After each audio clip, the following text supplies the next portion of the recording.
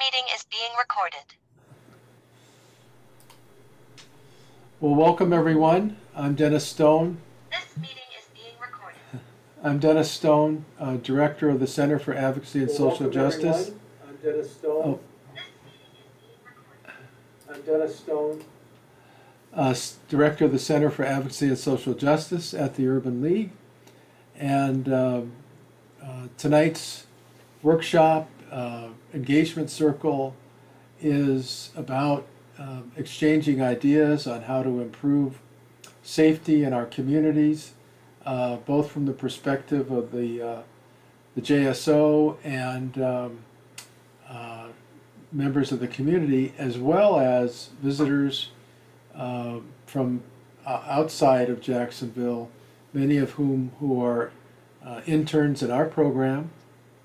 But also we have two guests from New Orleans, Professor Joe Gibbons from Loyola University and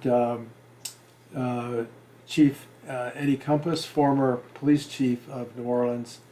We're going to start the program with them and have them share their experience, watch a video, and then have them reflect on that experience and then what they're doing now to address rising crime rates in New Orleans. But before that, I just wanted to have our police officers to introduce themselves. And I'm going to start with Logan. As you are, I usually, when I do these things, I pick the top left of the screen. So, Officer Reedy, would you mind introducing yourself? Yes, sir. My name is Logan Reedy. I work for the Jacksonville Sheriff's Office. I have been employed here for November will be 9 years. I spent 2 years at another county south of here called Clay County. And then I did 2 years at the courthouse on the corrections side before coming back to patrol. So, like I said, I've ridden in patrol and enforcement the entire time. In 2 different zones. I started out in zone 3, and now I'm in zone 1, which covers the downtown area.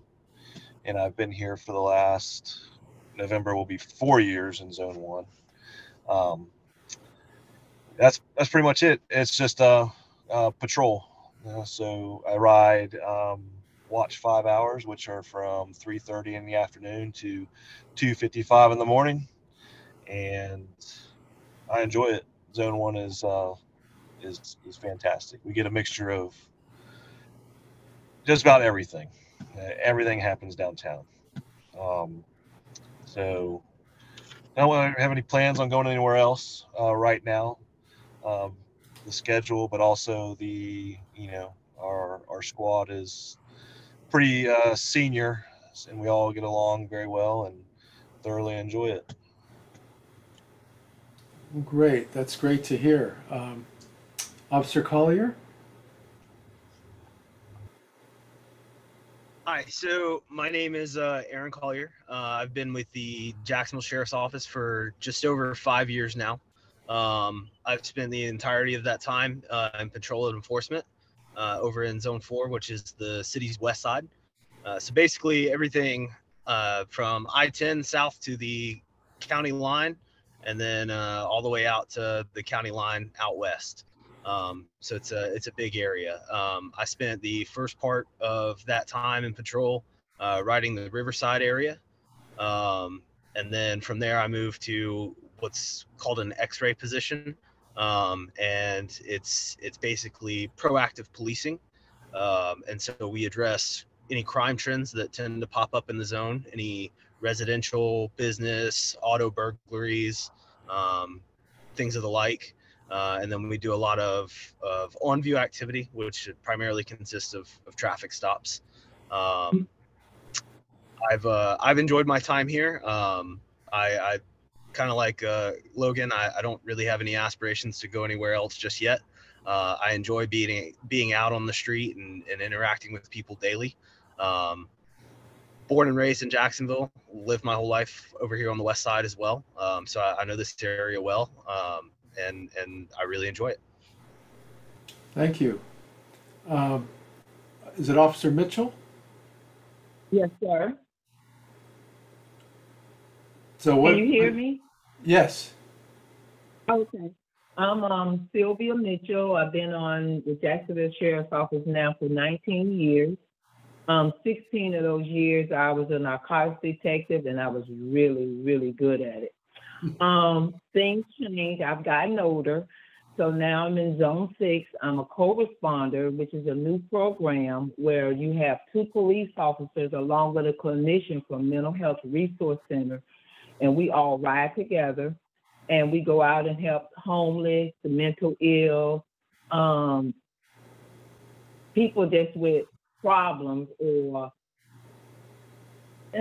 situations where we can provide services for them so they won't have to go to jail or have to go to the Mental Health Resource Center. And it's been I started that in April of this year, and it's taken off. We've been helping so many people get off the streets and start their life back over again. People that's been in prison, people just is homeless, don't have family, trying to get home.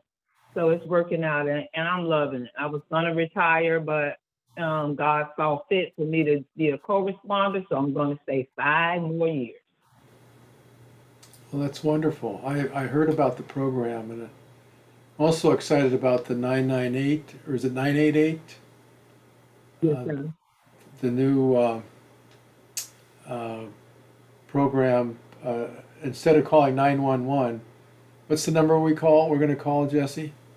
It's going to be 988. So it's the new suicide and mental health crisis hotline. So that will give you more business, I think, Officer Mitchell. Yes, sir. All right, Officer Patterson. Hey, good evening. I'm Officer Patterson. I work in the northwest side of Jacksonville, doing JSO for years now. I worked in another agency just north of here for 3 years before that, and a year at the courthouse in between. So I guess I make 7 years total. I work my side of town. It's a very busy side of town, but there are opportunities to make a difference, and I enjoy that. I have no plan to leave patrol at this time. I change in the future, but I just out there and trying to help if I can. Great, thank you very much. Anyone I've missed from the JSO? Mr. Shrum, Officer Shrum, is it? Yes, sir. Yeah, I'm Officer Schraub. I've been on for 2 years. I was Watch 6 Zone 3 for my entire 2 years. Then I'm currently on light duty due to an injury, but ready to get back to patrol. Well, hope you get better soon. Anyone else that I've missed? All right, I'd also like to introduce Rhonda Lee and ask her if she had any words of wisdom before we get started, who's been working on these workshops for quite some time. Good evening. I just want to thank everybody for participating on this evening's session. And I encourage us to have an honest dialogue, because the goal of this is to actually enhance the relationships between officers and the community. And we know that that's an ongoing process, but we have to start somewhere. So I thank you guys for actually participating. Thank you, Rhonda. Thank you for all the great work you've been doing. And with that, I'm going to turn it over to Jesse to introduce our special guests from New Orleans. I hope I said that right. So if you wouldn't mind, Jesse, doing the introductions. Hello, everyone. So I am here tonight to introduce you to our guest, Professor Joseph Givens. Mr. Givens is a political and community organizer with over 40 years of organizing experience. Half of those years were dedicated to developing the civic capacity of churches and communities of faith. Mr. Givens began his work in 1972, leading organizing efforts for electoral, community, and church-based initiatives and campaigns. and in 1991 with the National Faith-Based Organization. Joe currently serves as the executive director of the Isaiah Institute in New Orleans. From 1991 to 2006, Mr. Givens worked with the People Improving Communities Through Organizing, where he served as the director of its New Orleans affiliate. Mr. Givens is also a professor at Loyola University and teaches classes in community organizing, which is his specialty. Throughout his work, Mr. Givens has aimed to achieve and maintain peace in his community in New Orleans and help improve the relationship between the community and police. So everyone, please welcome Mr. Joseph Givens.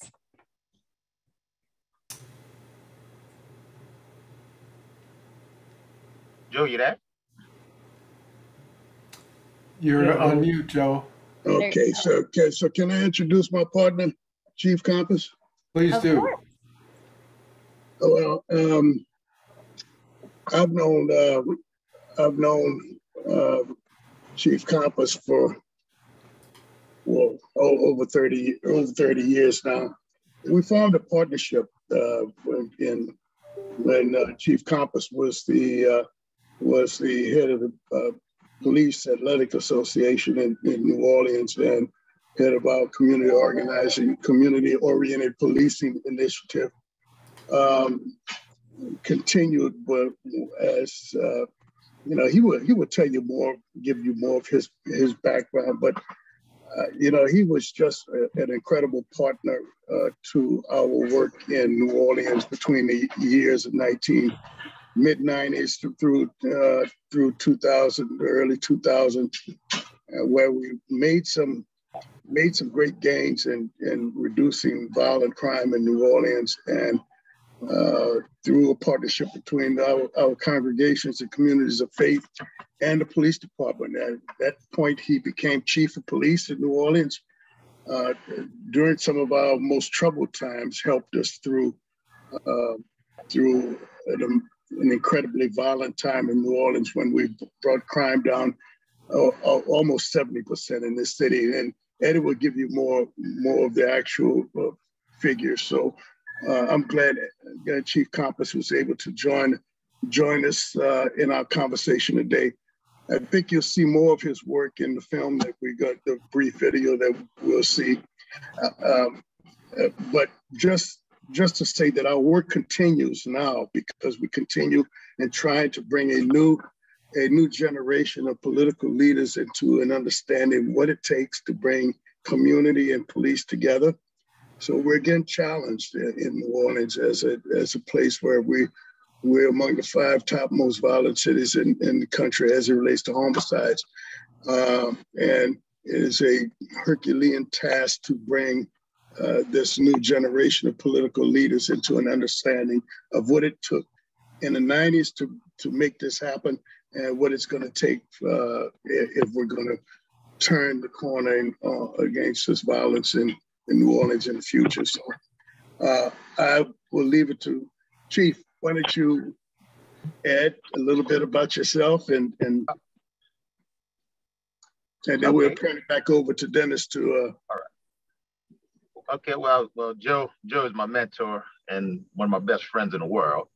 You know, I started in law enforcement 44 years ago, and that's all I ever wanted to do. I grew up in public housing, and I saw a lot of atrocities that happened between the police department and the community. You know, so I joined the police department because in order to change the system, you got to infiltrate that system. And that was my mindset. So what I did, I went on the police department. I matriculated all the way to the top, became the youngest major city chief in the United States. I made chief at 43 years old. I basically utilized all my resources in the community to basically fill the gap between the police department and the community. You have no idea how bad things were. We had the highest murder rate in the city, the most corrupt police department in the United States, and we had to win back the trust of the community. And when I make my presentation, I'll let you know how we did that. But I'm very honored to be here and very honored to be working with you.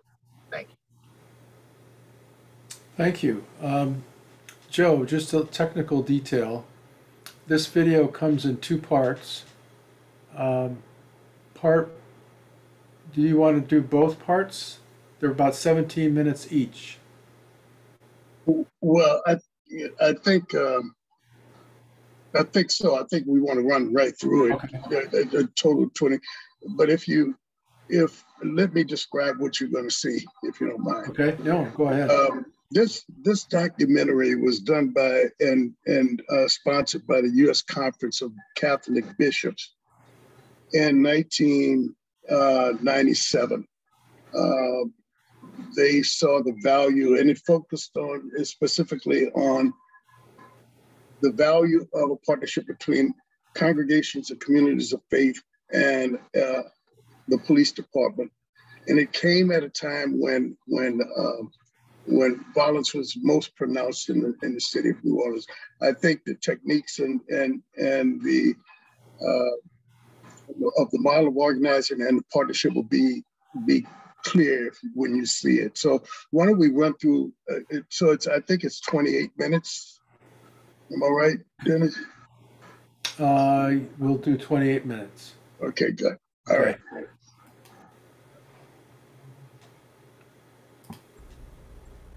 Is an emptiness inside, an emptiness so painful that it produces outward expressions, an emptiness of God's presence in people's lives. Violence is a problem that seems to have no boundaries.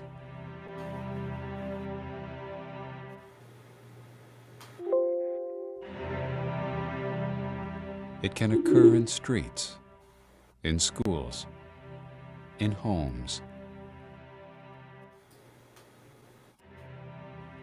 Some people feel that violence can stem from a lack of faith and a sense of hopelessness. Walking against this tide are those who know it doesn't have to be this way. Across the country, people of faith are working to fight violence in their communities.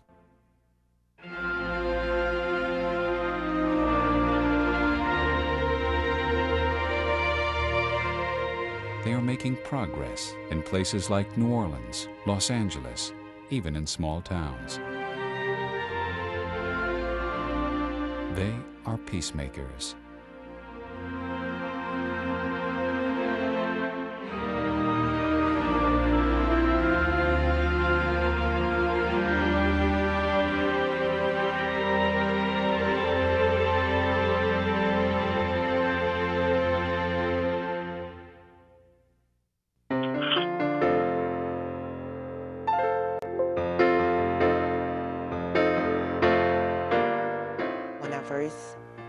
Started living in this community, it was one of the most beautiful places that you would want to live in Orleans Parish. You were able to walk from one neighborhood to the other without the fear of becoming a victim of robbery, a gunshot. We began in the mid-'80s to face perhaps the most difficult period this city has certainly faced in this century, perhaps in our history, when the bottom literally fell out of our economy, when the price of oil became significantly depressed. We lost jobs, we lost people, we lost faith, we lost hope. It was in effect a boiling cauldron in this community. They stopped and pulled 3 guns out and put one in my head, my brother's head, my mom's head, told us to drop all our bags. I was scared. I thought I was about to die. I was held up right in front of the school. So then it just dawned on me how close I was to dying. I have 120 funerals a year, and a good half of those funerals are from young people. But it's a way of life. It's unbelievable. 36 years ago, Martin King came to New Orleans with 100 ministers, had a meeting at famous New Zion Baptist Church here in New Orleans. That community is in Central City, New Orleans right now, and is plagued with crack houses, dope dealing, and violence. I'm scared to walk out my door. I'm terrified. I don't know what to do. I was ready to throw my hat in. And as I did so, some words came to me that I'll never forget. The problem isn't out there. The problem isn't where you don't want to be, or with people who you don't like, or people who upset you. The problem lies within. And so being at peace within and knowing the deepest truth that our God does love us.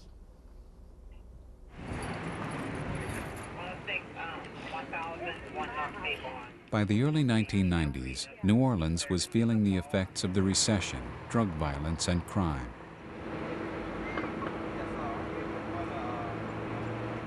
Within New Orleans' church-going community, people had had enough. In early 1991, 3,000 people gathered to form a group designed to change things through prayer, pressure, and action. They called their group All Congregations Together, ACT for short. New Orleans hasn't been the same since. ACT has become a federation of 60 congregations of church-going New Orleanians determined to speak with one voice about crime and violence. The congregations together represent about 150,000 people. It's brought together people from every kind conceivable background. With rich and poor, with black and white, Jew and Christian, old and young. They're faith-filled.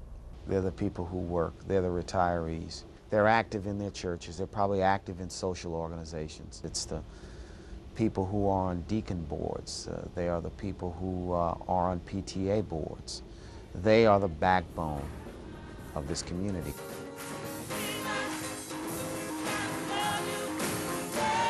These are people for whom church isn't just an hour on Sunday. Church is the central institution in their lives outside the home. It's where they go to school. It's where they socialize. So it's only natural that the church provide leadership in stopping crime and violence in a troubled community. What a great day for us to be in the house of the Lord this morning, amen? They have hope. They want to do something. They feel that it's their responsibility to do something. That's what God is calling them to do. What makes ACT unique is a structure that assures that its agenda is tightly focused on what the membership itself wants to accomplish. They are adept at staying focused on their goals. The body of Christ. In 1994, a 4-year effort by ACT to introduce community policing to New Orleans bore fruit. Community policing is a new philosophy being adopted by a number of police departments nationwide. Its purpose is to make the police more a part of the communities they serve. Captain Ed Compass headed the community policing effort in New Orleans and is a member of ACT. ACT has been extremely instrumental in getting community policing in New Orleans. In the area which I took over, St. Mary the Angels were instrumental in helping us solve the crime. In the Florida development, which is near St. Mary's the Angels, they had 23 murders. With the help of St. Mary the Angels and the ACT organization, we cut the murder rate from 23 to 4, and overall crime, 47% in the first year. The next year, we came right back in the Florida development and cut crime another 59%. Community policing meant in part listening to the community, and in particular, listening to the young people who are often at risk of becoming victims of crime. Y'all be cool, man. This happened to me about 5 years ago. We went to the shopping center to go shopping for Easter. And while in the mall, we felt that we were being followed, but we didn't pay it any mind. My mom decided that it wouldn't make any sense to catch the bus home, so we walked. And we saw some people who were running across the street, but we thought they were gonna keep going. But they stopped, put guns to all of our heads. One to my head, my mama head, and my brother head, and told us to drop our bags. All we could do is drop them. My brother was so scared that he didn't drop his stuff. My mama had to knock the stuff out of his hands. How would you feel if you had a gun pointing at your head? The individuals that attacked the young lady, they're predators. Drug dealers are cowards. They're cowards. They try to intimidate you. They try to scare you into submission to them. When I deal with drug dealers, Behind closed doors, they cry like babies. Bad as they won't be out there with them big nines and big gold medallions, when they go to jail, they cry like babies. They rat on their mamas to get out of jail. They have no courage, they have no honor. And I'm tired of these people dominating our city. Community policing came to New Orleans from below, not above. It came because organized people of faith acted. ACT did not quit after they succeeded in getting community policing. They continued to target basic issues of public safety and other quality of life issues that they felt were key to bringing peace to their community. Joe Gibbons is the executive director of ACT. Members of a congregation will have one-to-one conversations with other members of the congregation and members of the community, and they will say, what is it that you think that we need to be looking at as a faith-based community? Issues began to surface and stories begin to surface that give people an idea of what are the major problems or concerns in that congregation. Through our one-to-ones, we found that people were not only afraid of those things, but more people were directly affected by what they call nuisance crimes. And 13 years ago, we had about maybe 40 or 50 abandoned houses and lots. And in this same neighborhood today, we have over 190 abandoned lots and abandoned housing, which really causes it to escalate crime, drug trafficking, prostitution, car theft, fires, people losing hope. When you live next to an abandoned house and people are afraid to come out in the daytime or people come out at nighttime, it's a frightening thing to be by an abandoned house. Stores on street corners were selling alcohol to kids. The kids who loiter outside of these neighborhood drugstores that sell alcohol, they contribute to the violence. We found that kids could not go to neighborhood parks because the parks were not only in disrepair, no goals and glass, but these were places now used primarily by dope dealers. So they end up in the streets, or they end up playing basketball on basketball goals that are provided by the drug dealers. People behave in violent ways because they are hurting inside. And sometimes they're not even aware how much they are hurting. And they feel that if they hurt somebody else bad enough, their hurt will go away. Their revenge will be taken care of. And so if they're hurt, they hurt back. But it never ends until they make the journey within. And in making the journey within, find the real source of their problems. And so today, more than ever, religion and faith has to be a part of our society. ACT's most ambitious venture thus far is the planning of a large annual public event with the mayor and other city leaders in attendance. The event is called an Action. An Action is a public meeting where proposals that are developed by people in our congregations are presented to public officials. Commitments are required by public officials to those proposals. At the planning session a week before the big meeting, ACT officials urge their membership to get as many people as possible to the event. Much of ACT's influence stems from their ability to put hundreds of bodies in front of city officials. That number, we want people standing from the rafters here. We need 700, 800. You got to remember, this is a federated action. Have we ever had under 1,000 people at a federated action? Do we have our work cut out for us next week? All right? So you got to bring 10 people. You got to call them. You got to coach them. You got to talk the night before. You got to explain them the issues. You got to bring 10 people. We know we're going to have the mayor there, several city council people, the police officials. St. Peter Claver, 200 for St. Peter Claver. Central, 50 for Central. If the church is not packed, then we lose. They will believe that they don't have a reason to respond to this issue or to this group of people. St. Simon Peter, 50. It's very common for people to come to City Hall and say, I'm the president of XYZ organization, and this is what we want. St. Peter and Paul. We have 200 members. 25. Good number. Let's give them a round of applause. They really have very few members. They really have no support base behind them. 30, all right, let's do it, Angel. Some of our people don't want to come to meetings at night because they're afraid. They don't want to come in a neighborhood that's not safe. Yeah. So they don't come out to meetings. They don't come out to events. The final irony. Would the fear of the crime that gave rise to ACT in the first place keep their participants at home? Angel, how do we look? 200, 225, 255, 455, 5, oh, you got it already. 845, all right.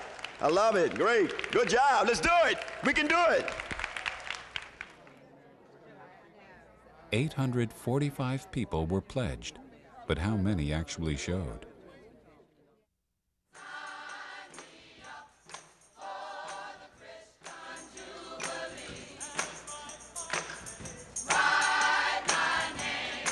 May 29th, the big day arrived.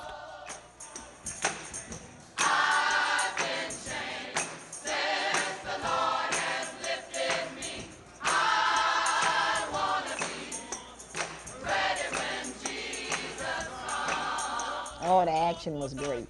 It was great. Sign me up for the Christian Jubilee. The volume of people. Oh, God, that was really, I said, God's people are truly coming together. For I've been changed. No one comes to an ACT meeting to showboat. No one comes to an ACT meeting because they want their face on the camera. These are real meaningful meetings, and they're really accountability sessions. May we bear witness this holy night and go forth empowered in strength, in that gift of love, and that gift of life, and that gift of being brother and sister for each other.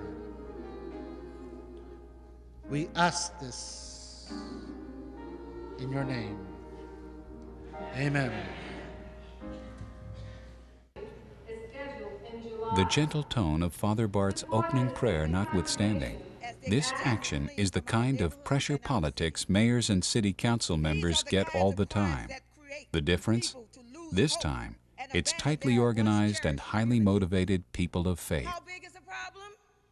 I would like to ask you to please stand and remain standing if your answer to any of the following questions is yes. Do you hear gunshots in your neighborhood? Stand, please, if you hear gunshots in your neighborhood. Has your home been burglarized? Has your property been vandalized? Has your automobile been stolen or vandalized? Are there drugs being sold in your neighborhood? Do people loiter in the streets or on the corners in your neighborhood unnecessarily? Is there a store or bar in your neighborhood that allows loitering? Selling alcohol to minors? Or otherwise contributes to problems in your community? Is there blighted property in your neighborhood that is being used for illegal activity? Look around. Just about everyone is standing. We cannot accept this. Can you? We want you to propose a law similar to one in California that permits every man and woman and child in the neighborhood to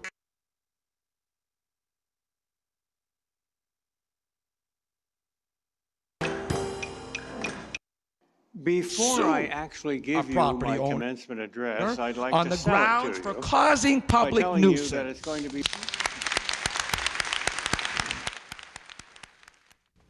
Proposal number 2. ACT proposed that owners of abandoned property be publicly called out with signs in their yards, that people who buy drugs can have their cars seized and sold, that laws against loitering and selling alcohol to minors be strictly enforced. But they weren't done yet. Everything starts in the home. As parents, you have to instill in your children. You have to instill in your children certain values and certain morals. Fathers, if your sons want to sell drugs, let them know that they can go to school and get a degree in pharmacy. We have to teach them this.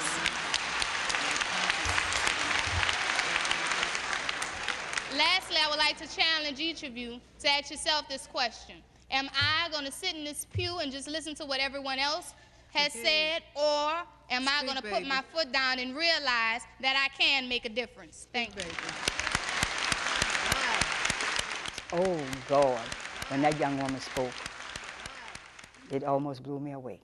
You know, out of the mouth of babes, out of the mouths of babes.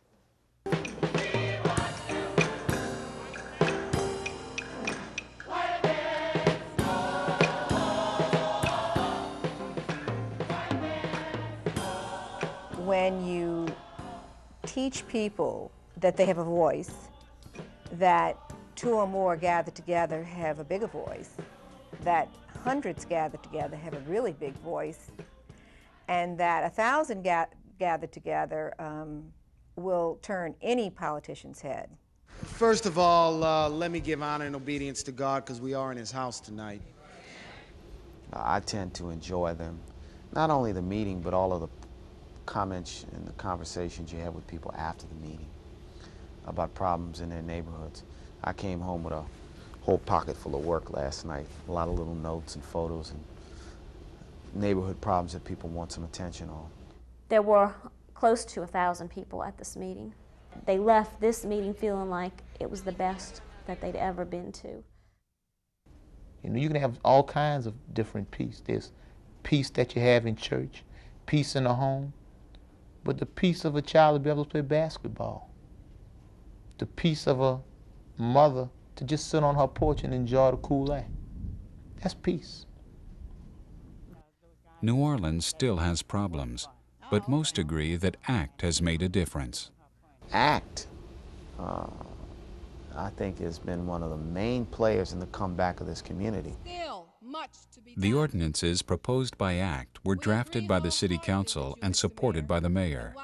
Some of the effects were seen almost immediately. Owners of blighted properties awoke one morning to learn that their name and address had been posted on a sign on their own property. Casual drive-by drug buyers were shocked when a small drug deal resulted in the immediate seizure of their car. Abandoned lots were in the process of becoming parks. Mayor Morial kept in close contact with ACT members, even attending its youth action. Girls, you got a girlfriend, a boyfriend who owns a gun or uses dope?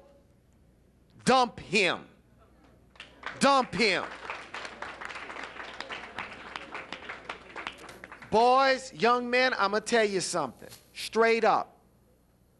And I tell all the young black men this. You are not a man because you carry a gun, you use dope, or you can father a baby.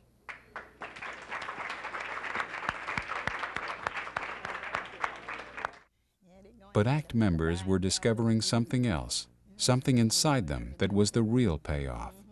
They were becoming leaders in the faith, linchpins in peacemaking in their community. People don't become leaders overnight. I think it really builds confidence to be surrounded by other people who have faith in you, have faith in themselves, have faith in what they're doing. We had one very involved leader, he has since died, and he said, I never, ever dreamed I'd be sitting in the mayor's office telling him what I wanted and he'd be listening. I believe that ACT wants a city, a neighborhood, a community that is based in the kind of faith-based principles that we all share as a faith-based community, a peaceful community, an educated community, a nonviolent or as safe a community as we can have. We also want a community that is driven by the vision of faith-based people. Do we have a responsibility as Christians? I believe this lies in our responsibility as being human. So all people are called to live as God has made us to live. And yes, we have a responsibility to make a difference. If we are going to find ourselves and find that sense of who we really are and well-being.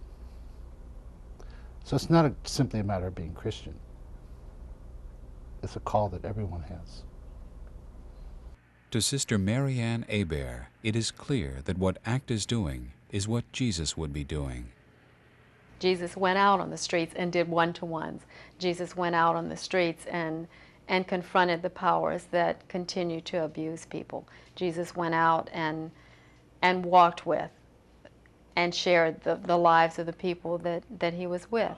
Jesus would be on the streets confronting the same issues that we're doing. I think what we're about is living that gospel today in St. Peter Claver Parish and St. Raymond Parish and all the ACT parishes, and trying to do exactly what Jesus would do, to make a quality of life better. There's a quotation from the book of Isaiah in the 58th chapter, from the 11th to the 12th verse, that says, "The Lord will guide you always. He will satisfy your needs in a sun-scorched land.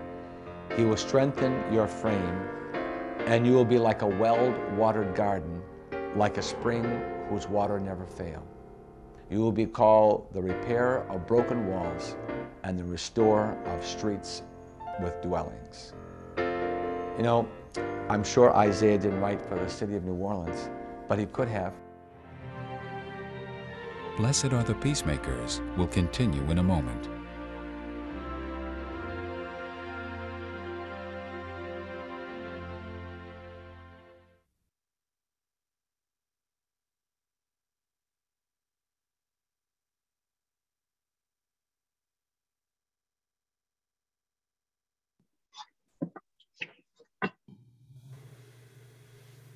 So, Joe, did you want to stop there or continue? Yeah, I think this is a good place to stop.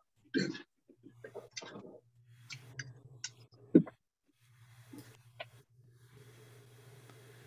All right, the floor is yours, Joe. It's quite an experience. Well, I know that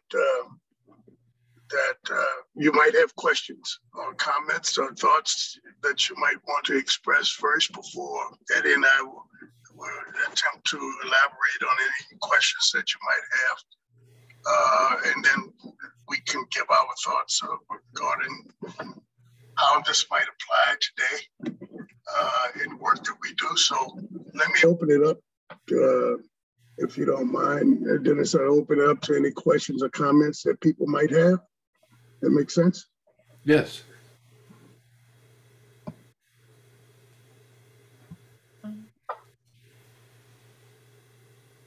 No questions.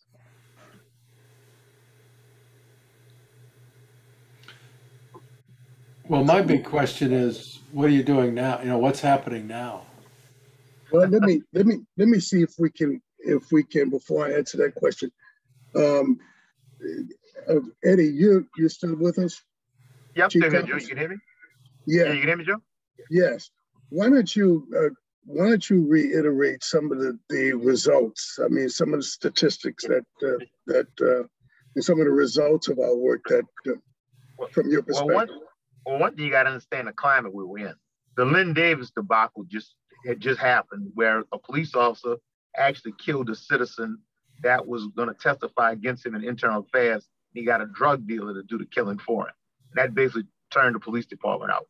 We had zero public confidence. We had over 300 policemen that was either fired or incarcerated. We had the highest murder rate in the United States. The area that I took over, Desire, Florida, and V.W. Cooper, we had more murders in those three developments than some major cities. We had 23 murders in Florida. We had 19 murders in Desire, and we had 15 murders in the V.W. Cooper. We had no community support. We had no way of knowing how we was going to do this. So first thing I did, I went to apologize to the community for the police department letting them down. Then I got rid of everybody that was working in that area, and I hired a whole new crew. And the chief asked me why. I said, with all that corruption going on, the ones that didn't go to jail, they knew what was going on, they didn't do nothing, so they was just as guilty. So we basically started community policing all with a whole new team. By me living in public housing, I had a lot of credibility in the neighborhood. And when we reached out to the community, we told them it's not going to be business as usual. I said, if a police officer is doing anything wrong, we're going to take care of it. If you give us information about a drug dealer, you're going to have to worry about the police officers working with those drug dealers. And as a result, of the workshops that we put in place working with ACT and getting the community and the churches behind us, we was able to cut the murder rate 73% in public housing. We cut overall crime 26%. For those of you in law enforcement, we had 424 murders in 1 year. And we cut the murder rate so high in the public housing, it made a double-digit decrease in the entire city. That's how successful we were. When they got rid of apartheid in South Africa, the State Department sent the South African Police Department to come meet with me and spend a week with me to find out how we got such great results. We did a longitudinal research design that sort of affects the community policing from an attitudinal standpoint as opposed to a crime standpoint. We had a 10% approval rating when we first took over. After 1 year, it was 90%. And so it wouldn't be tainted. We let the residents disseminate the pretest and the post step. We literally became the national model for community policing. And as a result of the efforts of the ACT organization, the police department, the churches, I guess the civic groups and organizations, we were the national model. And we can replicate this thing again if we just get the churches in place and empower them and get the right people like Joe in place and give him the funding that needs to be done to basically put it in the right places to cut the crime. You know, if you can have all the money you want, if you don't utilize it correctly, you're not going to have any type of change. And you have to have the community on your team, because if not, it's not going to happen. So we were very successful. And like I said, the ACT organization made nationals. I was in Time magazine on the second page. That's how successful we were. I was able to get a lot of national recognition, but the thing was, I was just one person.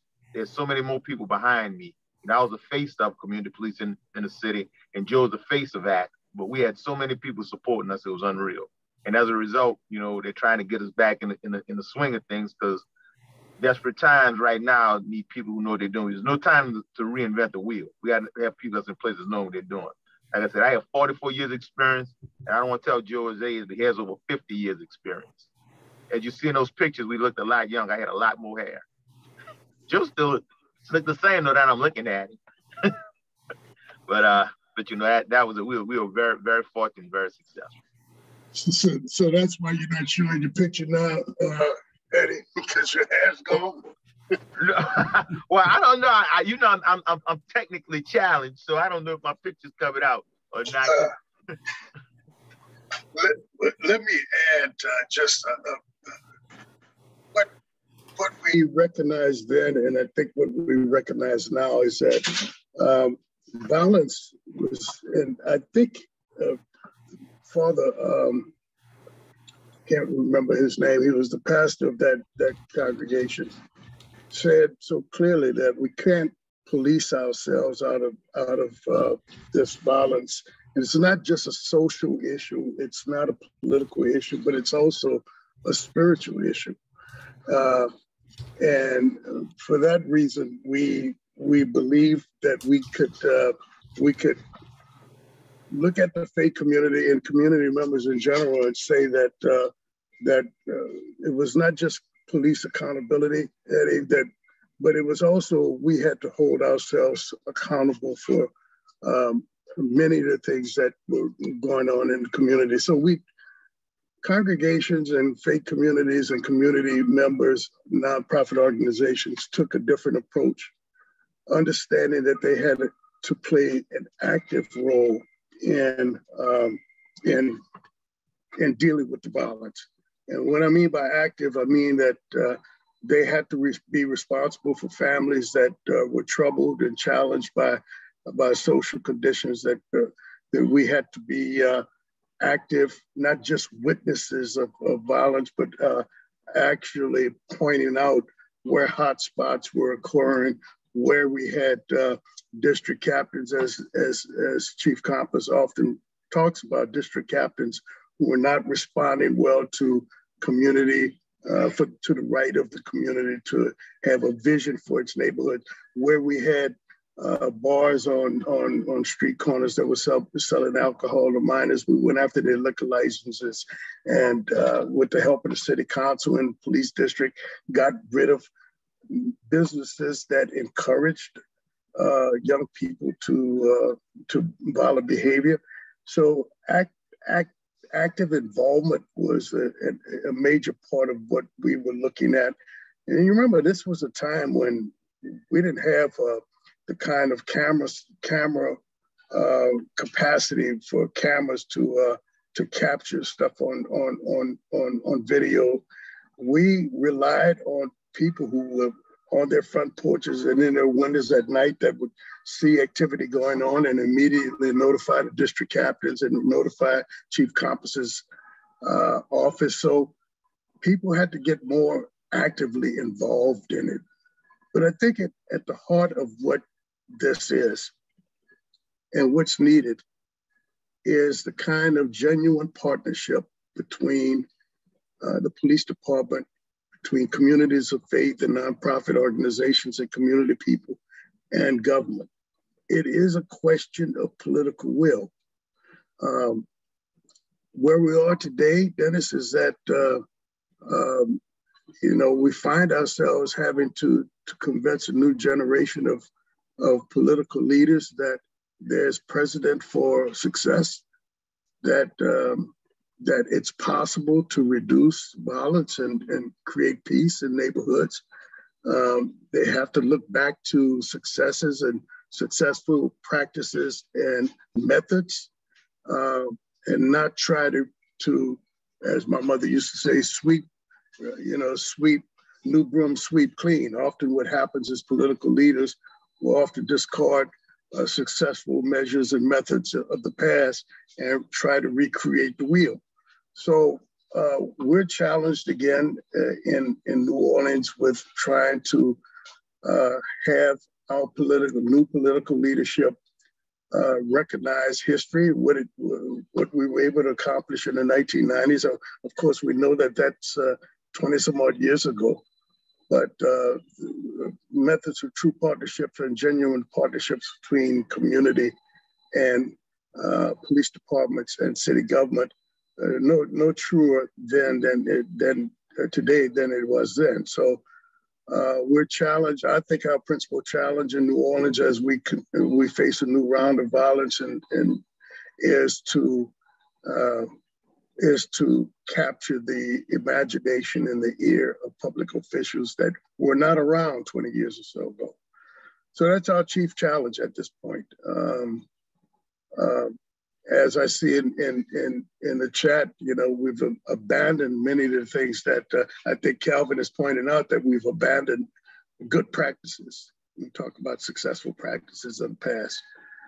So that's where we are now. I mean, we're planning in August a major convening of the faith community in New Orleans to resurrect some of the good practices and practices that proved successful in the past. We're going to be challenging a new generation of political leaders around these practices and trying to see if we can resurrect that. I think one last point I want to make is that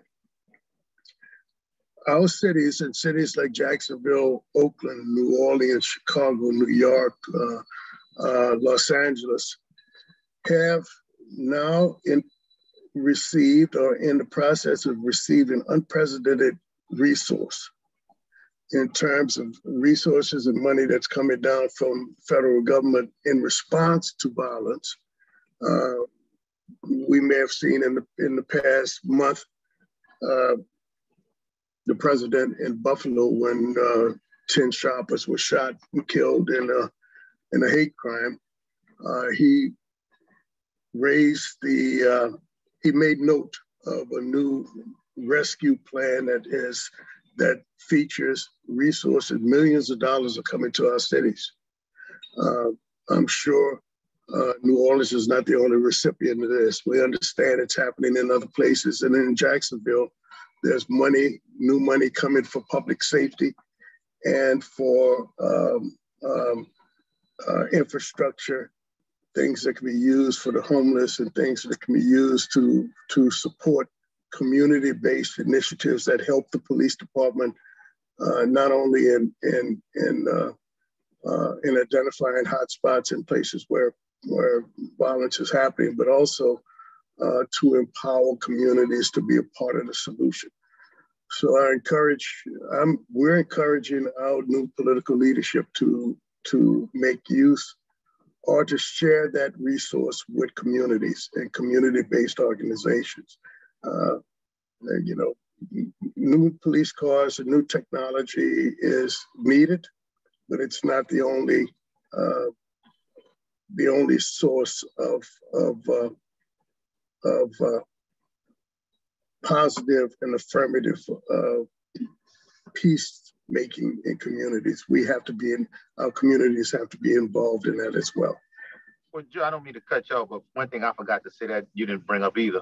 One of the biggest parts of our initiatives too was dealing with the socioeconomic factors. We sponsored job fairs. We brought all the unions to the table. We brought individuals who had been incarcerated, and we actually found jobs for them. I had summits, like we have this summit meeting, I had those with gang members.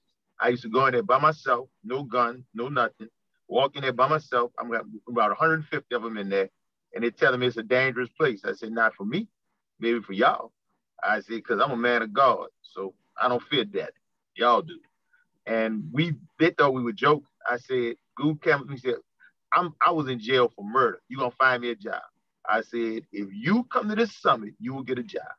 Everybody came to that summit. The only stipulation we had, individuals involved in child abuse couldn't be in it, and rape. That's the only two caveats we had, because we was dealing with a lot of young people. I didn't want to put anybody in harm's way. But for the most part, drug dealers, murderers, armed robbers, carjackers, we found a job for every one of them. And once we took them out of the game and gave them a way to support their family, we saw major results, because it has to be sustainable. You can put as many people you want in jail. If you don't stop them from committing crime and giving them a way to have a living, it's never going to happen. That was one component that was missing in law enforcement, the actual preventative measures. We made fewer arrests and cut crime, and people couldn't figure out why, because the individuals who were committing crimes, we took them out the game. That's the only way to really have real results. And that's why we were so successful. I didn't mean to cut you off, Joe, but that was a major part of our initiative that we didn't really talk about. Important point. And again, if there's one last thing I want to emphasize, is that you guys are going to get some money. It's in the pipeline to every major city across this country. It's incumbent on political leadership to make the right decisions, to create the jobs that Eddie just talked about, to create the economic development, to empower community organizations to be real partners with police departments, pointing out where crimes are happening, who's doing it. The difficulty in getting people to stand up to those conditions in their communities is a constant criticism of communities where you can't find witnesses to murders and right. So political will is needed, and it's not going to happen unless there's a real partnership, unless there's real involvement by faith communities and other community members as well. So I'm going to be here to answer any questions. I'll stick with the program, Dennis. Anything that you might want to add or question or comment on? Yeah, what I'd like to do now is Jesse has a series of questions for our officers, but before we do that, I'd like to get their comments, just their reaction to the video, both personal and from their expertise, and just generally what comes to mind when they watch it, what came to their mind, and then ask the.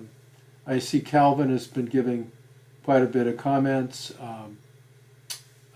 We have a few others. Let's hear some reaction from our community members, and then swing back to those questions that Jesse has put together, and they're largely just about what's going on in the JSO and the like. But I'd like to get just first of all, what are your reactions, Officer Mitchell, Officer Rini, and the others to what you've seen so far?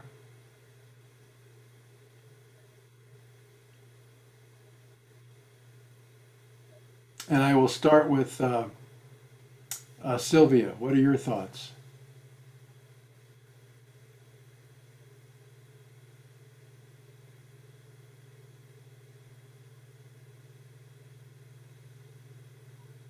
Well, she may be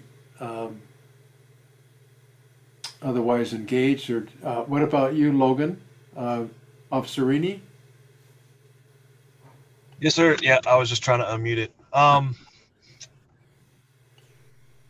There's a lot that goes through my head. Sylvia has obviously been on the longest, so she has definitely seen it all. Depending on what zone you work in, you can get it's almost 1 year in zone 1 or zone 5 or zone 4 is the equivalent of a couple of years in a different zone compared to like zone 3, just based on the community that you serve and the types of things that you see. The first, I guess, question that popped into my head when I saw the video is the corruption. It's almost, does the agency in question have to hit rock bottom in order for there to be change? A complete, I don't know, like what the chief said is, he went in and just removed everyone, a fresh start, per se. Well, not to cut you off, but the reason I did that is because we would talk. I had my first unit was 45 people. So, right. It wasn't like I moved hundreds of people, but the officers that were there before, like I said, the ones that didn't go to jail, obviously knew what was going on. They didn't go to internal affairs and make complaints or anything. So they were just as corrupt in my eyes. A lot of people didn't see it that way. They said I punished everybody. I said, well, I didn't have the luxury of time. So I had to bring people in that I knew I could trust, that I had worked with, that I had been in a room with $100,000 and $100,000 was there after they left. You know what I'm saying? You've been on a narcotics bus with when you know who to go on and bus with. You know who got sticky fingers. You know what I'm saying? All real folks know that. So, I looked them dudes in the eyes and said, look, anybody touch this money, they're going to jail. You ain't gonna worry about the feds. I'm gonna put you in jail. So that was my reputation. Right. And that's the kind of people I brought in with me. And we needed people that was above reproach, because you gotta understand now, the federal government had us under federal consent decree. So, I mean, it was very, very arduous dealing with the guidelines and then being aggressive with police work. I mean, it was a very fine line we had to walk, Right. No. Yes, sir. Yeah, and I guess what also runs through my head is I was born and raised Jacksonville. I grew up at the beach. I see it from a different point of view. There are parts of Jacksonville, I'm only 37 years old, that I'm still discovering. Right. Jacksonville is the largest city landmass wise in the country. 847 something square miles.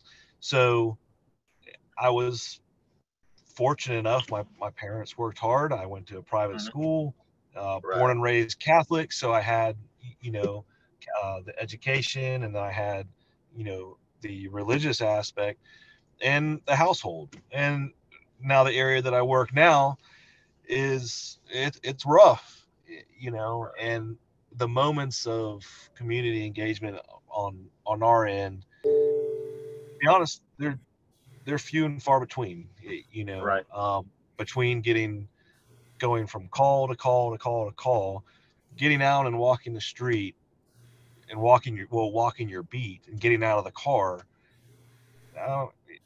Again, I'm just a patrol officer. I'm the bottom. I'm the bottom of the barrel, but also it's the backbone of the agency.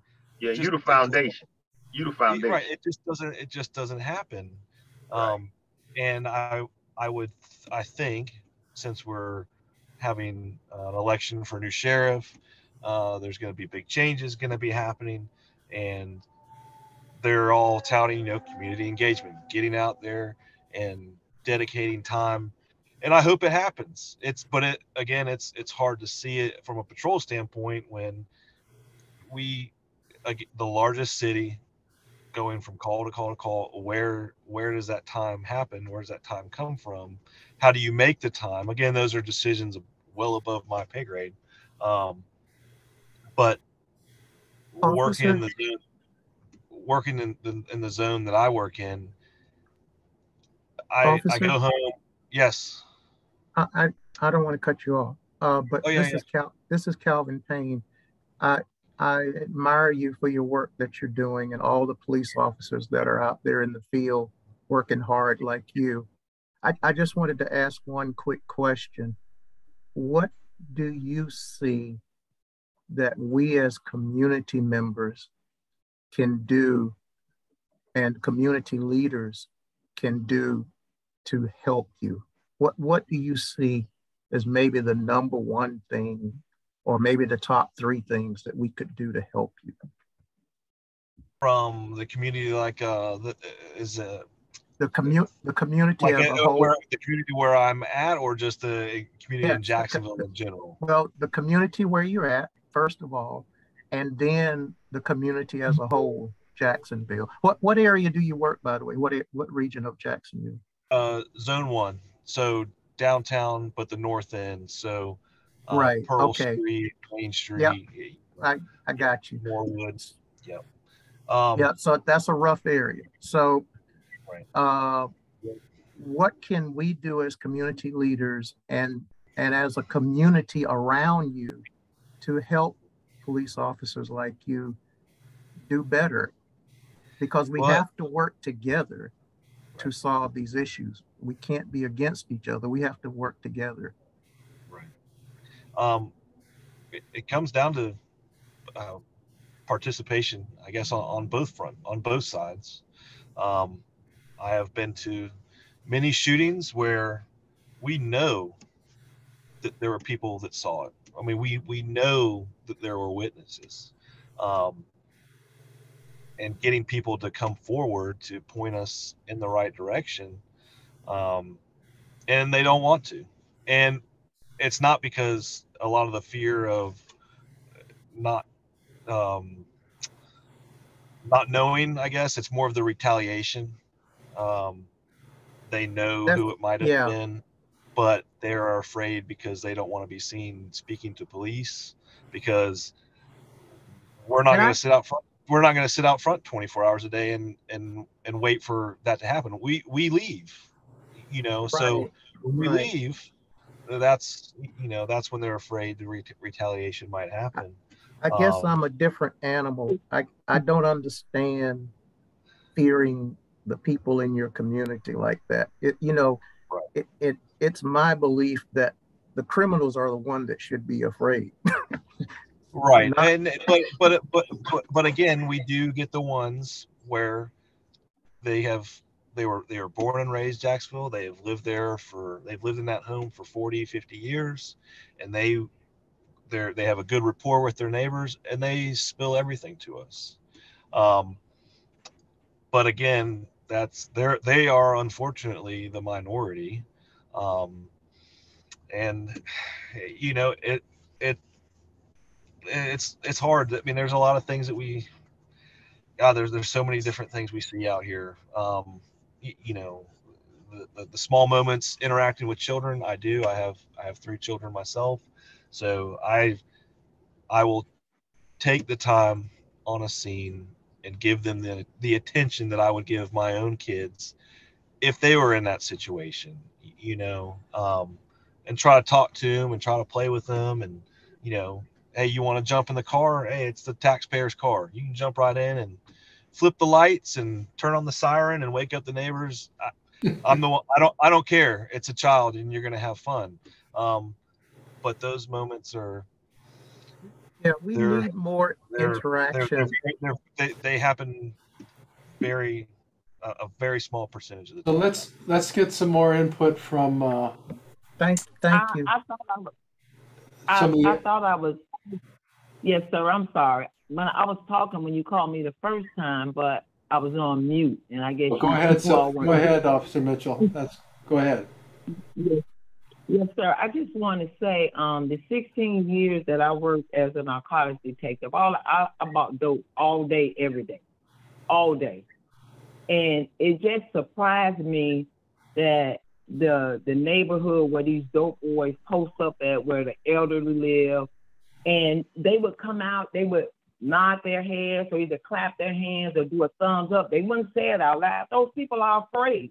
It's not like you can just get up and move to another house because the dope boy live right there. And I think not only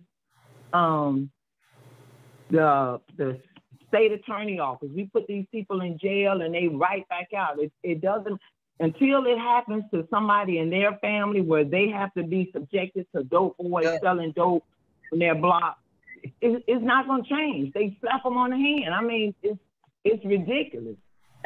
If everybody don't come together, this will never work. It won't. It's just not. And then you got police officers, like the young man that just spoke. He compassionate about his job. Everybody that wears a uniform shouldn't be a police officer. I'm not going to blame it all on the community, don't want to talk, because sometimes police officers don't know how to talk to people. Right. So that works both ways. You know, sometimes you can talk to people. One officer can't get anything out of, then another officer can talk to them all day. So it goes both ways. And if we're not on the same level, nothing is going to get done. People are afraid. They are. And I understand, you know, if they snitch or snitching is among thieves. That's not among common people that get snitched. I wouldn't want no dope boy living next door to me. I wouldn't. But it takes a village, and we all need to do this. Everybody has to get it. It can't be some and some of this. It's not. I'm amazed at that program that we just watched. Everybody is getting involved. That's what we need. And until we can get that, we will have nothing. Nothing. I worked on the north side of Jacksonville in Zone 5 and bought dope for 16 years. 16 years. You would think they would know my face, but they didn't. I bought dope from the same people, put them in jail 2 or 3 times. So it's the system as well. We all have to do it, the state attorney, the police, and the community. Thank you, Sylvia. What about Officer Patterson? What are your thoughts? I guess I'd probably piggyback. So I work Zone 5 now, and which is kind of like that Moncrief, Myrtle, Kings Road area. And one of the biggest points of lacking, I guess I could say that JSO has, is just the time and ability to do community policing to where we can help build those relationships. Like the other officer said, I handle 15 to 20 calls a night.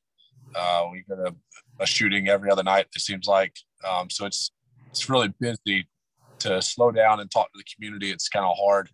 I have been fortunate enough to have opportunities to build relationships with people here in my beat, which is resourceful when we've had crimes that needed leads, and it's helped us solve some things. I think one of the biggest opportunities that we need to provide is jobs and training. That way, like the chief was saying, you can provide an out, because if the only thing they know is how to sell dope or how to run guns or how to go rob people, that's all they're going to do. Once we teach them a trade or give them skills where they can go earn money to provide, that's going to be the win. So I think the biggest thing, provide resources for job training. Mental health is another one. We have a co-responder unit. I think one of them is on this call. I think she talked actually. Which I think is a great opportunity to issues in the community. Unfortunately, mental health is a big issue that I don't have the training for. I have 120 hours of training, which is nothing close to what a psychologist or a psychiatrist has. So it's good that we have that opportunity for them to speak with a professional. So thank you very much. Officer Collier?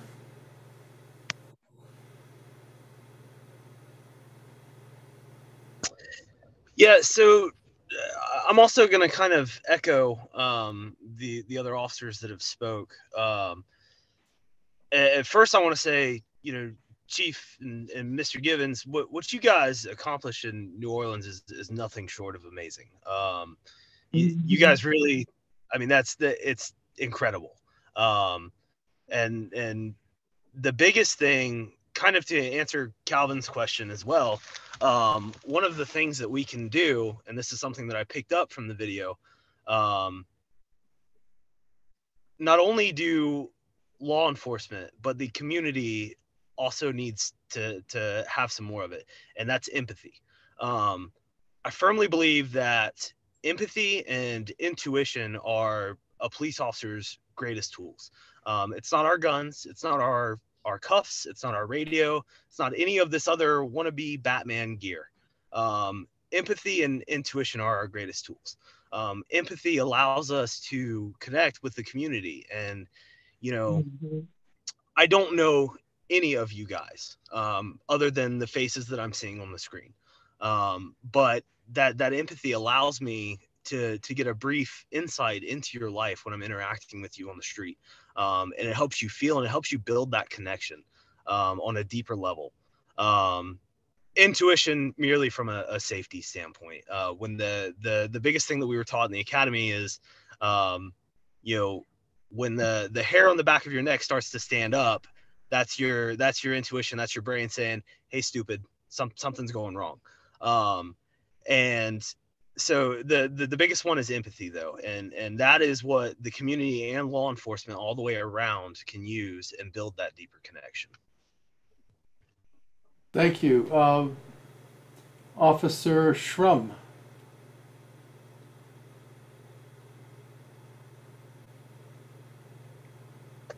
Yes, sir. So I think my colleagues have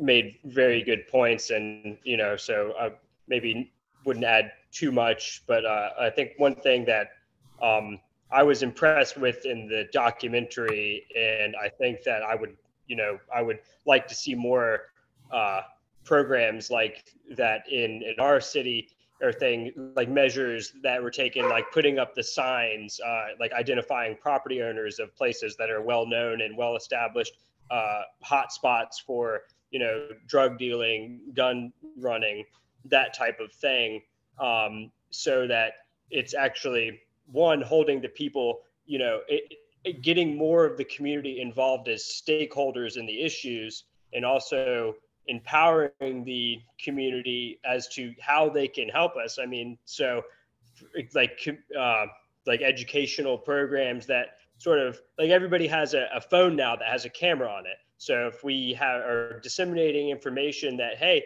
any of your valuable possessions, if you start taking photos of serial numbers, things like that, then if in the event they do get stolen, they pop up in pawn databases. Things like getting, affordable security cameras, like Ring cameras, like outside of, like, I know Ring cameras are a little pricey, but other models outside of people's houses, so that in the event that these things do happen, it gives officers the tools that they need to really be in the game and to get these good results. Because oftentimes those are the just things of that nature, is the difference between, bringing justice to a victim versus not being able to either identify a suspect or having enough information to take that person from being a subject of a crime to the suspect of the crime. So things like that. And I think that kind of like a higher level of transparency from what we need from the community, that type of information, I think would go a long way.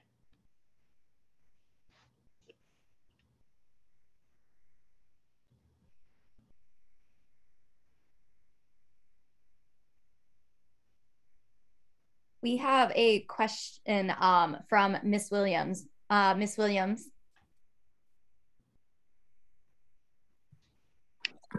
Hi, my name is Gail Williams. I'm the founder and CEO of SWAG-B, which is Southern Women Against Gun Violence.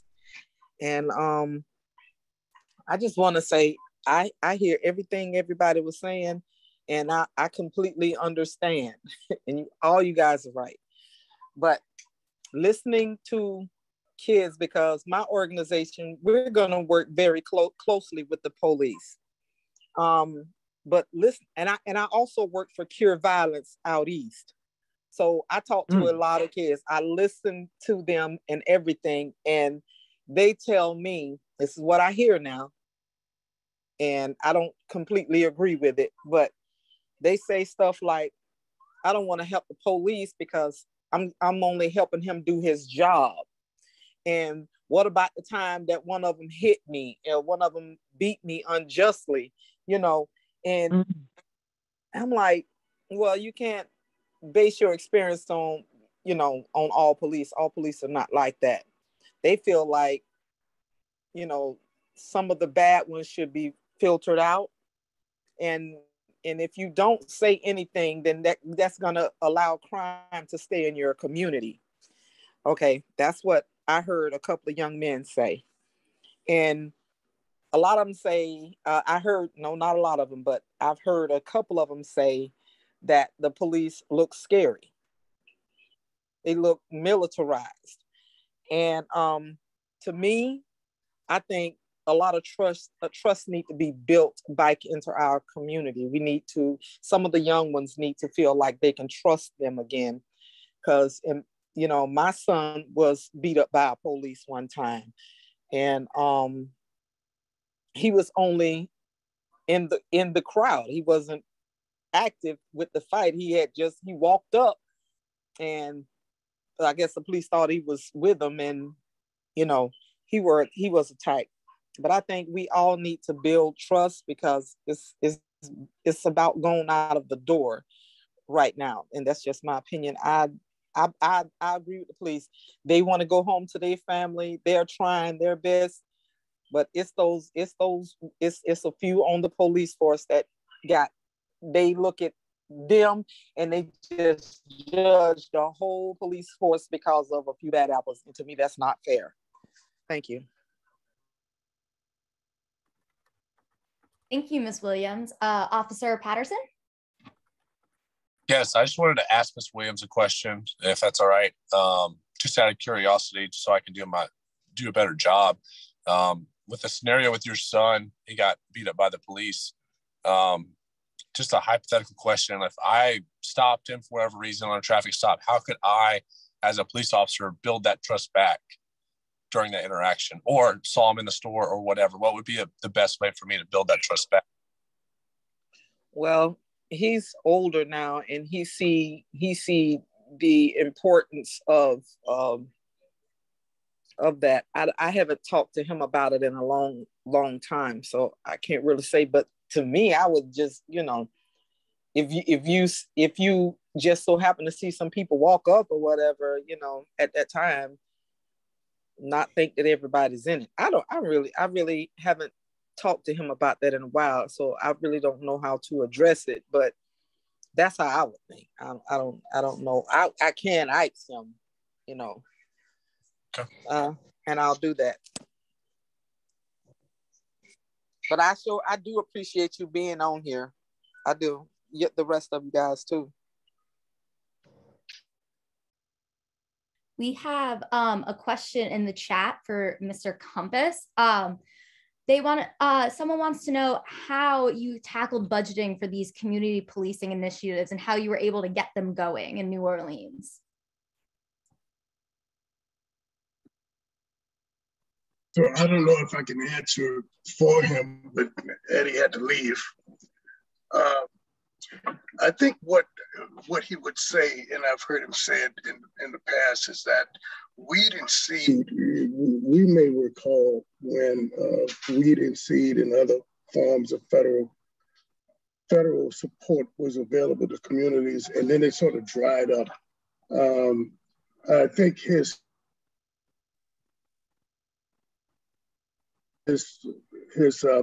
position was one that we needed to invest more money into efforts by the police department to engage in some of the proactive community relationship building aspects of his police department.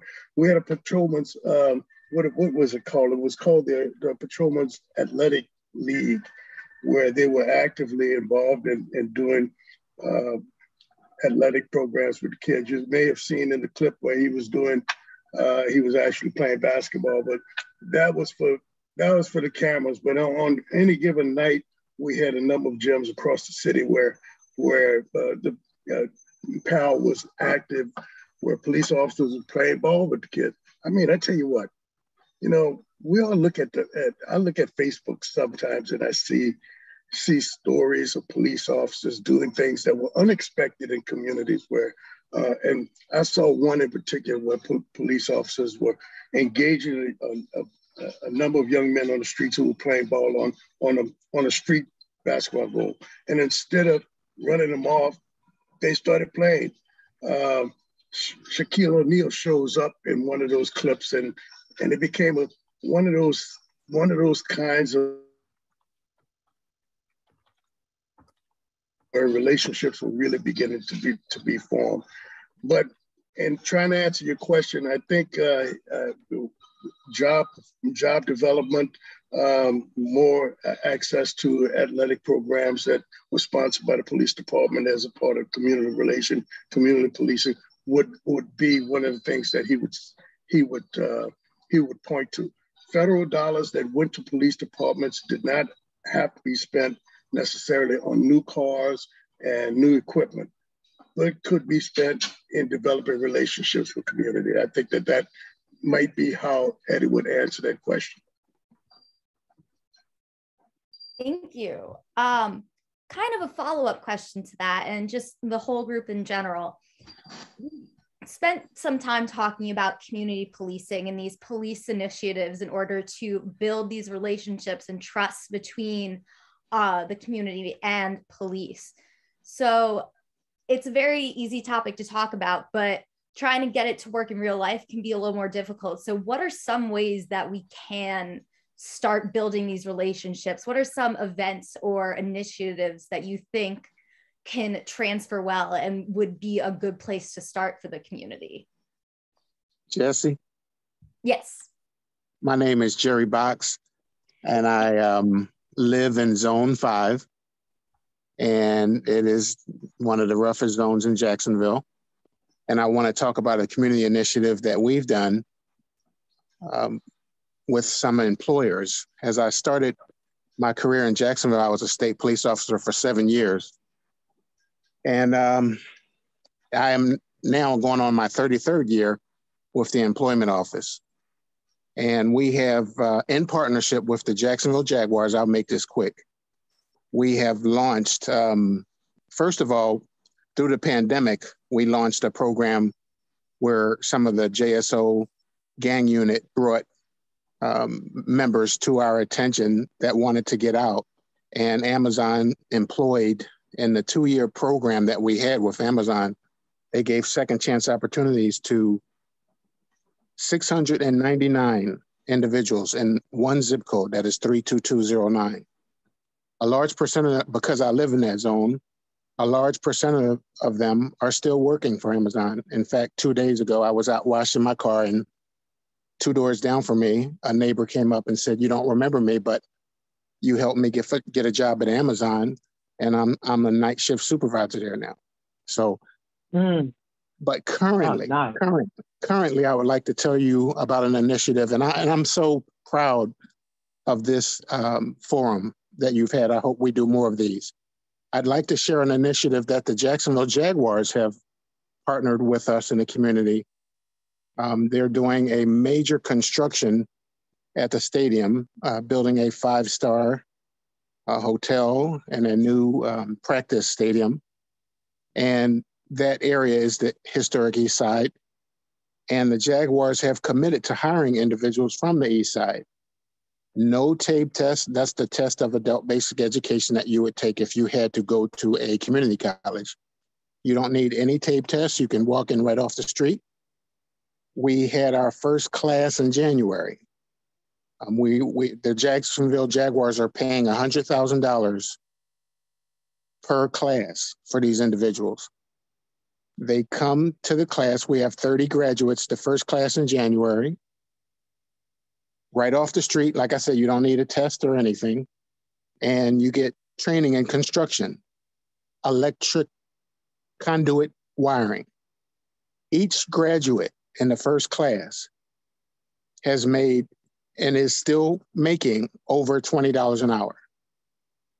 The second class graduated, and I'll never forget, we had a young man who just walked right up and he said, I know you're not going to hire me because I got a background, but I'm here anyway.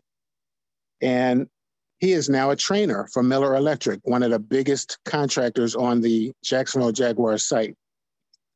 And the third class is about to start in July. So if you know anyone right off the street, and these are just real-time solutions, if you know anyone that can just get down to 215 North Market Street, tomorrow is our last onboarding day for the third class. The third class begins in July. And again, 30 graduates per class since this initiative has begun with the Jacksonville Jaguars, which is our NFL franchise, has graduated, and the employers are at graduation offering jobs. I have employers calling me in advance for the next class in September saying, can I get 5? Can I get 10? Employers from different projects in Jacksonville, like at the Jacksonville Port Authority. So there are some people on this call that have been a part of this initiative with me. I see Lisk on the call. I see Deborah from the local NAACP and the Urban League. I just want you to know that there are things that are working. And the last thing I'm going to say is this. Before the Jacksonville Jaguars came to town, I was a state police officer.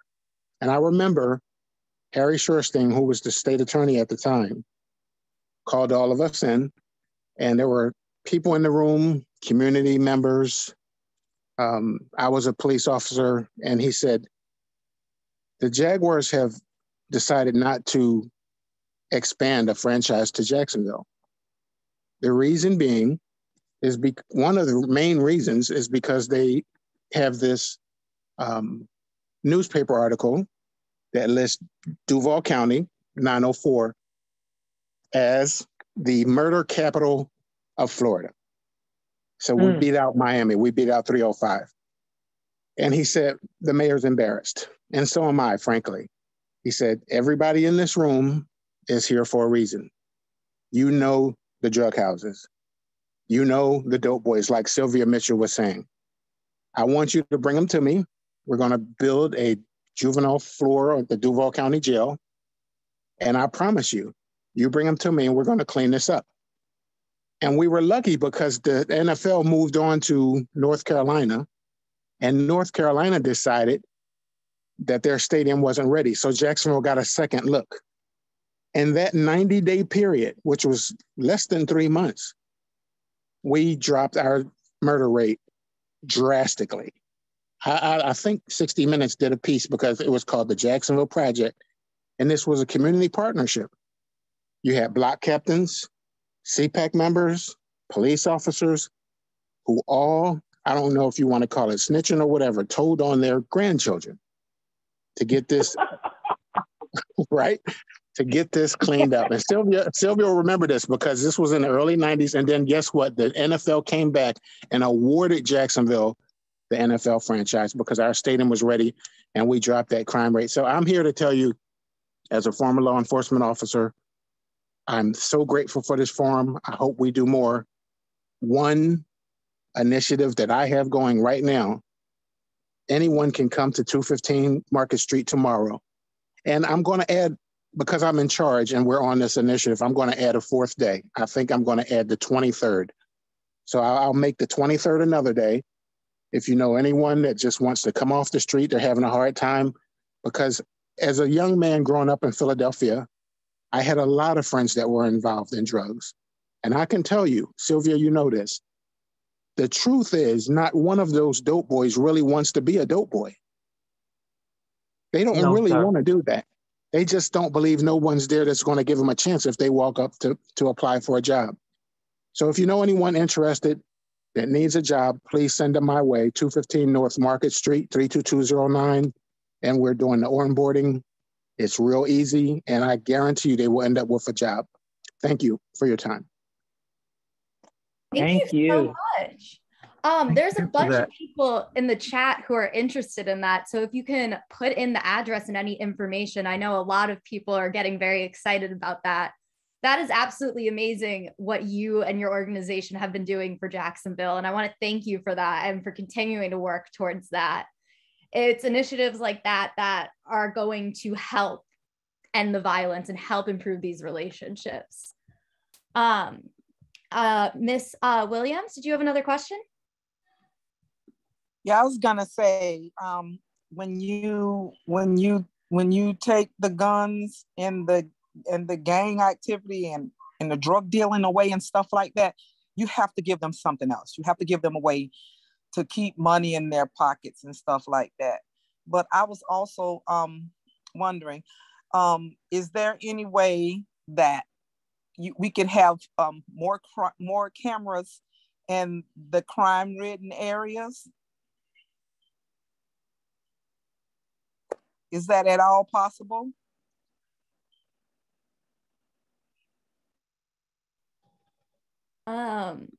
Officers, can anyone tackle that question? I don't know if any of you actually have the authority for that, but none of us have the authority. No, yeah. So that decision is going to be far above our pay grade. I can't say, Miss Williams. I love the idea of adding more cameras. And I think you're referring to those real-time crime cameras, the ones with the flashing red blue lights. That's a wonderful idea. That's going to be incumbent upon the sheriff and his or her administration, whoever comes in next. That's going to be incumbent upon them to work that out in the budget and whatnot. Those things are incredibly useful. I'm sure Officer Patterson and Officer Reaney in Zone 1 and 5 can attest to that as well. Those things are amazing. Yeah, we have quite a few of them in Zone 1, and they have been a huge resource on shootings and scenes that we've had ever since I've been over here. The video, I have seen it because we are able to talk to them over our radio and have them play back footage. We can give them an address and see if the camera's in that area. And when they are in that area, the video feed is quite spectacular. It can capture a lot. The problem is, again, it's above anyone in this chat room's pay grade. They are undoubtedly expensive, but we also have ShotSpotter, and that kind of comes over into Zone 1, but it's mainly in the Zone 5 area. We have a few of them here in Zone 1, and that has also been used many times to, solve a lot of crime. But again, that is also an administrative thing with the sheriff and the city as far as budget, because they are not cheap. But it's a valuable, resource, and that can be a question to bring up to them and, the city council, and try to get more funding for it. But the real-time crime cameras are pretty amazing. When the incident happens around the camera, we are able to pull it up very quickly, and they are able to give us, suspect description, either whether it be a person or a vehicle, direction of travel, to kind of point us in the right direction. So think that the NFL could spring for some money to give cameras, ring doorbells to individual homes in certain stressed areas.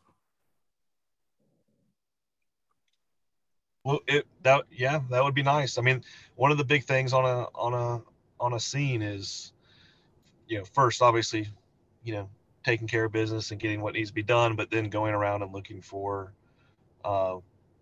security cameras, ring doorbells, if anybody's got an Arlo system, any cameras in the area, is usually the first thing that we do when we go start knocking on doors, because if they're in the area and they are set up and they are working, they have most likely captured the incident or part of it, to once again put detectives on the right path hopefully think- solve it.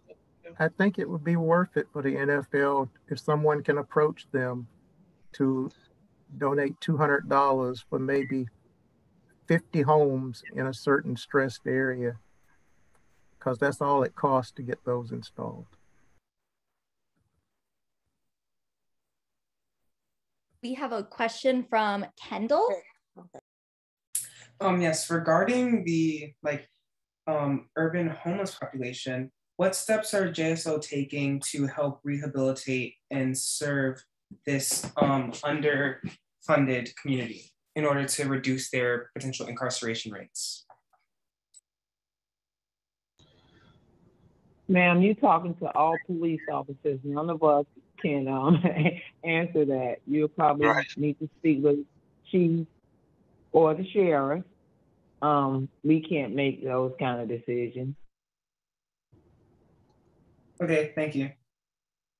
You're welcome.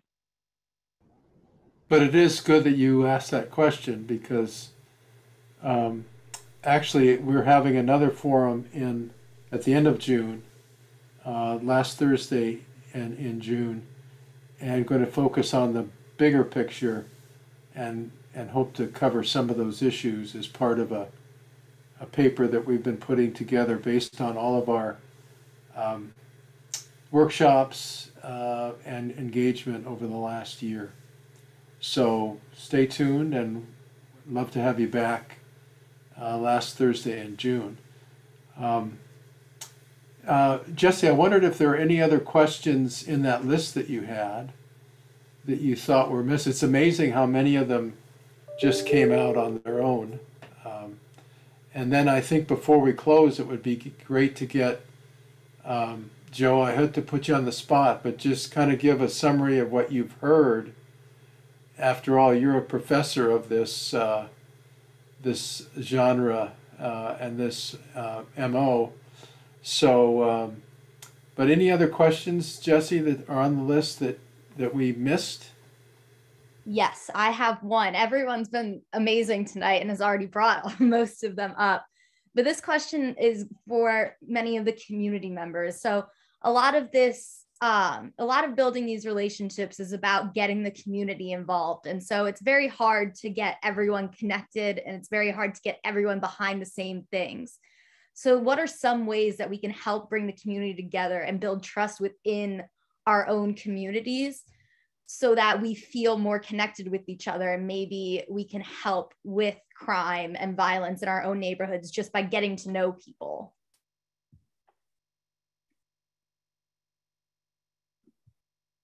Hi, it's Gail again.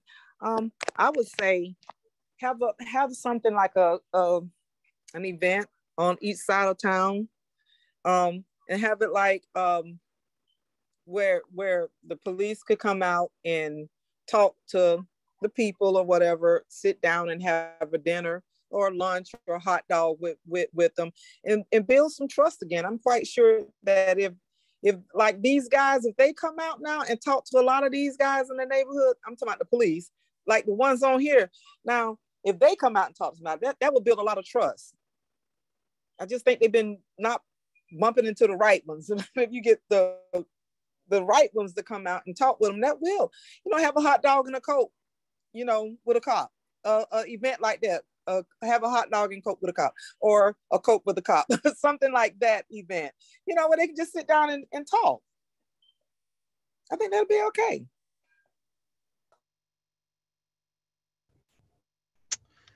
Yeah, I think the utilization of those types of programs are wonderful ways for us as law enforcement to connect with the community. I know that we often, I don't know the exact scheduling of it, but every so often there's what's called like the sheriff's advisory meetings where we meet with the community. A lot of times some city council members will also sit in on that, especially if there's a particular problem that's been building in whatever district it's being held in. We also do sheriff's walks where the lieutenant will get some officers from their squads, and we'll go out and we will walk the neighborhoods and talk. I don't know the scheduling for that or the frequency that happens. But my best guess to point everyone in the right direction would be to contact the substation personnel in whatever zone, find out which zone you reside in, and contact the front desk at that substation, and just respectfully submit a request for that to happen. And I think that's a very small step in the right direction.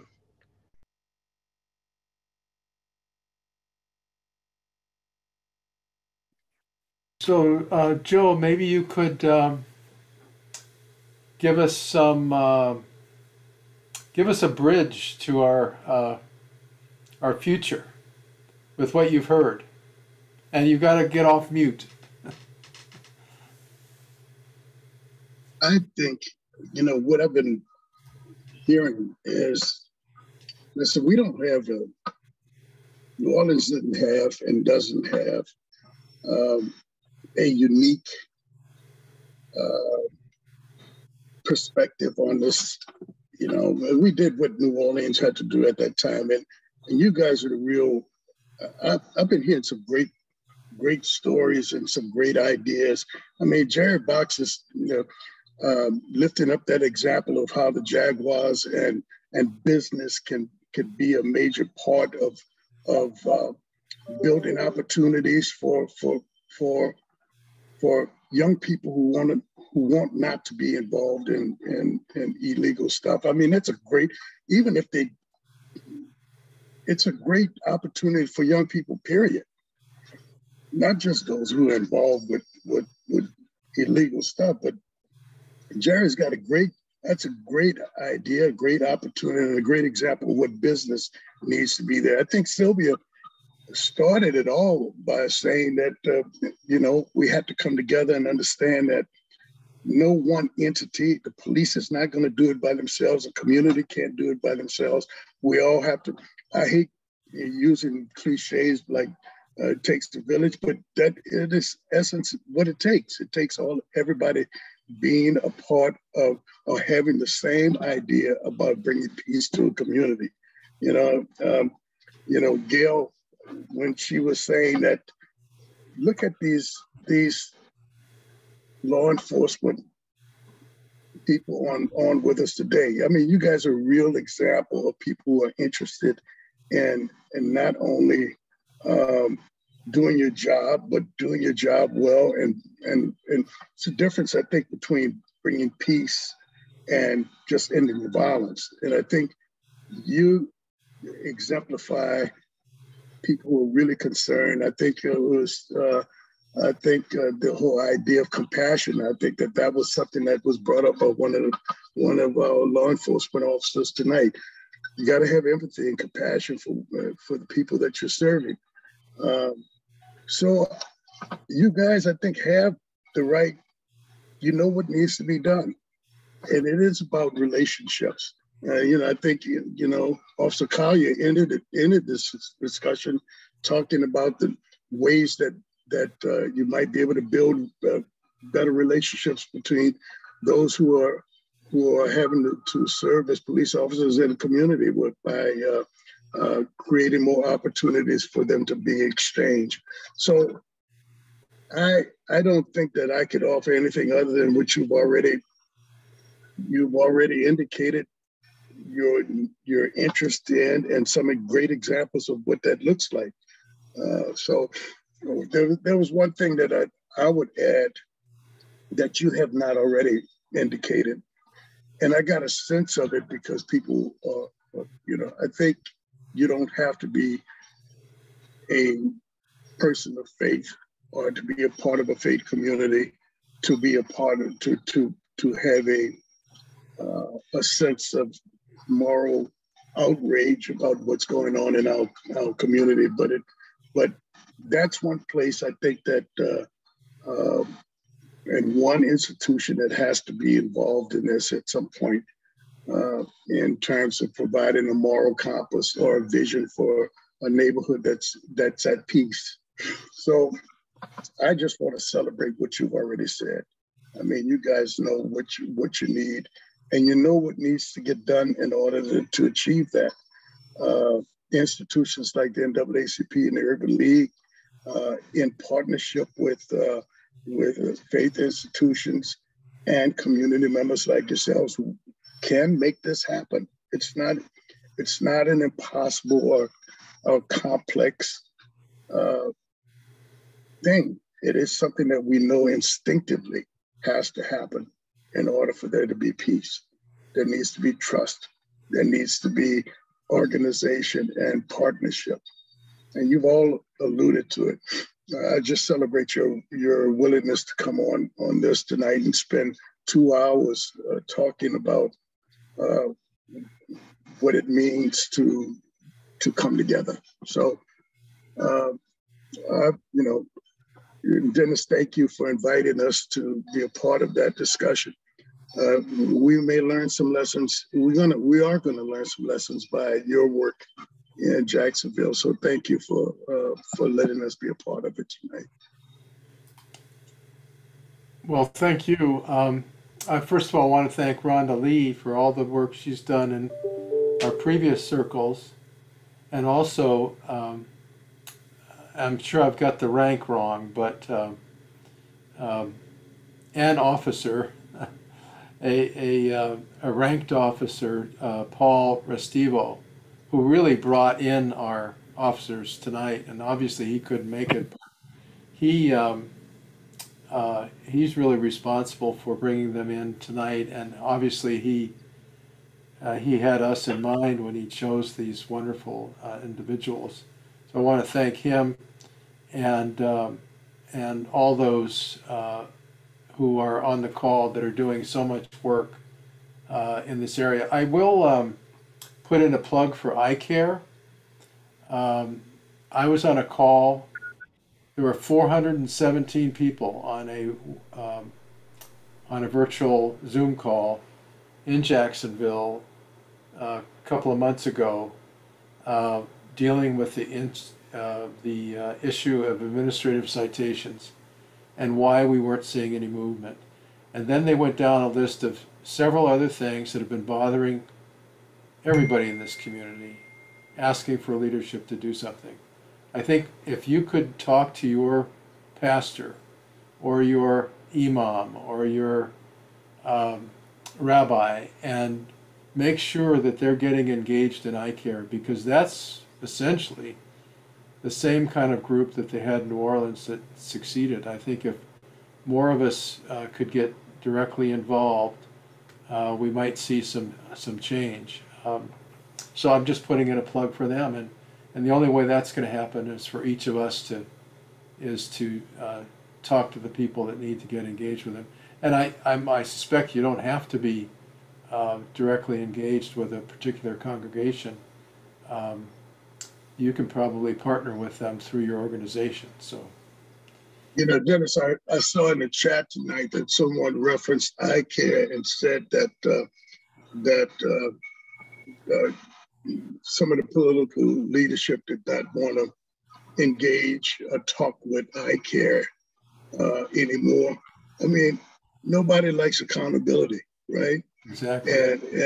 But accountability is absolutely necessary in if we're going to get peace. People have to be willing to accept the challenges that come with their jobs, and so I echo your support for their work and your call for people on this call to talk to your pastor or whoever who's a part of your faith community and say, you need to get involved with this. You need to be a part of this, right? So I agree. And Jesse, this is your meeting, and I kind of hijacked it a little bit, but closing comments for us.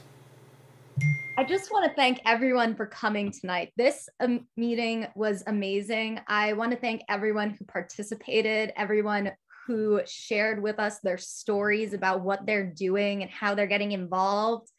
I know a lot of you have been chatting throughout the meeting, trying to connect with each other, which is very heartwarming to see everyone. I also wanted to let everyone know that on the 30th, we're also going to be holding another forum, and we would love for all of you to come as well to that, because you all have just been a great audience. And I'm just very thankful for all of the things that I've heard tonight. I'm thankful for the officers for coming out tonight and discussing all of these issues and sharing with us their experiences. And I hope everyone continues to work on this. I know I am excited to help work on this throughout my time with the Urban League. And I hope to see everything continue on.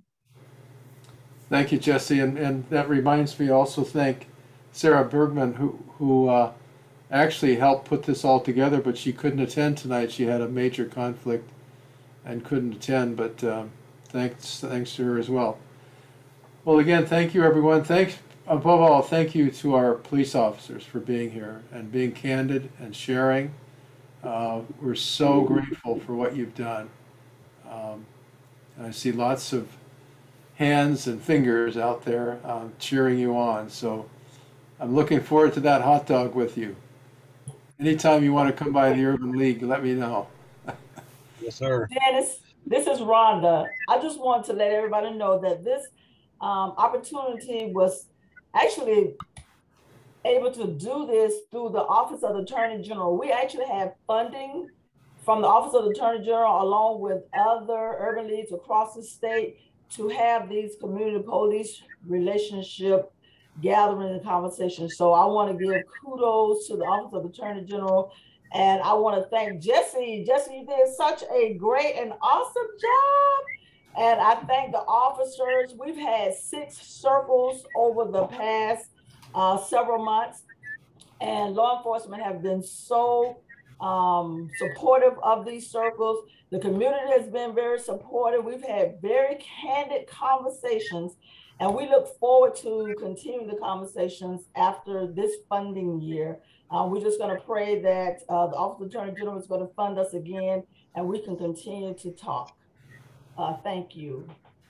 So Dennis, may I make one more point? Yeah, absolutely.